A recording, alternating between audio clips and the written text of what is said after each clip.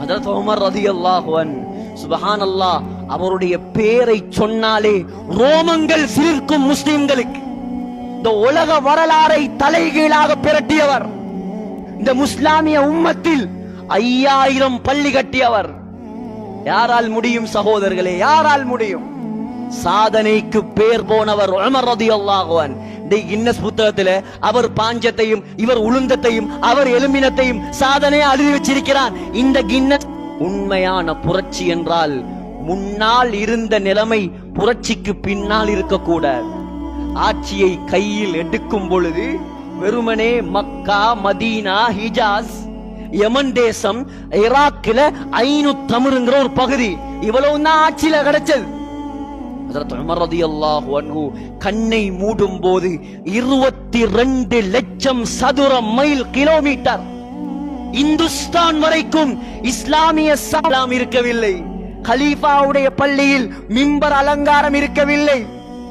பற்றி மாத்திரம் 100 கணக்கான கிதாபுகளை எழுதியிருக்கிறார்கள்.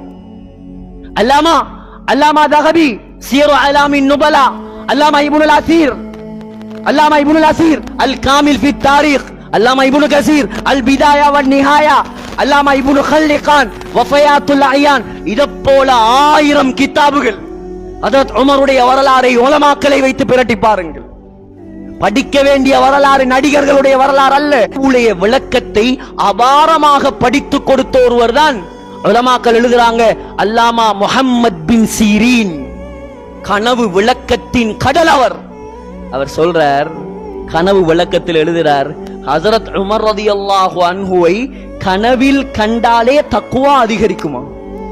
ஹஜ்ரத் உமர் ரலியல்லாஹு அன்ஹுவை கனவில் கண்டாலே ஈமான் பலமாகுமாம். அப்படிப்பட்ட உலக வரலாறின் தலை சிறந்தவரை பிரட்டிய அந்த மூதேவி உமர் ரலியல்லாஹு அன்ஹுவை சஹாபாக்கள் சுமந்து கொண்டு வீட்டாலோ, வருஷத்துல ஒருக்கா பெருநாளைக்கு மட்டும் வாராங்களோ, நீங்கெல்லாம் இதை கேட்டும் மாறவில்லை என்றால் எதை கேட்டும் மாற மாட்டீர்கள். ஹஜ்ரத் உமர் ரலியல்லாஹு அன்ஹுடைய வரலாறை படித்து மாறவில்லையா? எதை கேட்டு சகோதரர்களே மாறுற? வயிறெல்லாம் அறுபட்டு, குடலெல்லாம் அறுபட்டு, ரத்தம் ஆறாக ஓடுது. எலும்பின உடனே முதலாவது ஏண்ட பொஞ்சாதி, ஏண்ட புள்ள, ஏண்ட குடும்பம், ஏண்ட ஆட்சி, ஏண்ட அதிகாரம் கேட்கல சகோதரர்களே. கேட்ட முதலாவது வார்த்தை